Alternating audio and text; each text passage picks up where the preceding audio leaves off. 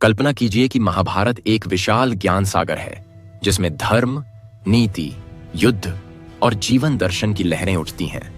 लेकिन इसके अंतिम किनारे पर एक अमृत सरिता बह रही है। यही हरिवंश पुराण है जो श्री कृष्ण की दिव्यता को प्रकट करता है। महर्षि व्यास ने स्वयं इस बात का उल्लेख किया कि महाभारत तब तक अधूरा है जब तक हरिवंश की कथा नहीं सुनी जाती।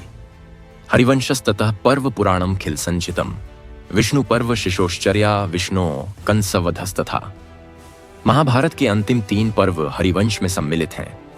इसे वेदों का रहस्य प्रकट करने वाला ग्रंथ माना जाता है, जिसमें श्री कृष्ण की बाल लीलाएं, कंसवध और उनके दिव्य कार्यों का वर्णन है।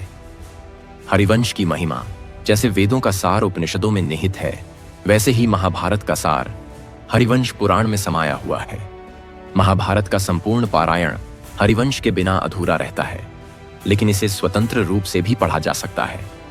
अष्टादश पुराणानां श्रवणाद यत् फलम लभेत तत्फलम संवाप्नोति वैष्णवो नात्र संशयः। हरिवंश पुराण का पाठ करने से 18 पुराणों के समान पुण्य प्राप्त होता है। जो इसे श्रद्धा से सुनता है वह सभी पापों से मुक्त होकर आध्यात्मिक उन्नति प्राप्त करता है। पुत्र प्राप्ति के लिए हरिवंश श्रवण।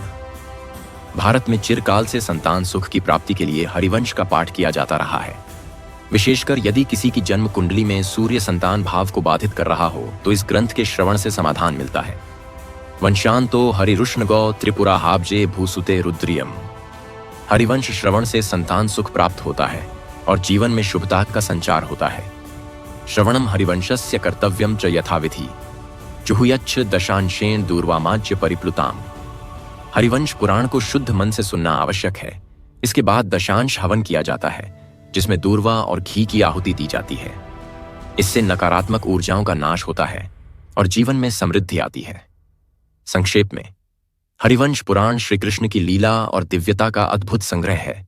इसका पाठ करने से संतान सुख, पाप मुक्ति और आध्यात्मिक उन्नति प्राप्त होती है। सनातन धर्म की ऐसी ही रोचक कथाओं के लिए हमारे चैनल को लाइक, शेयर और सब्सक्राइब करें।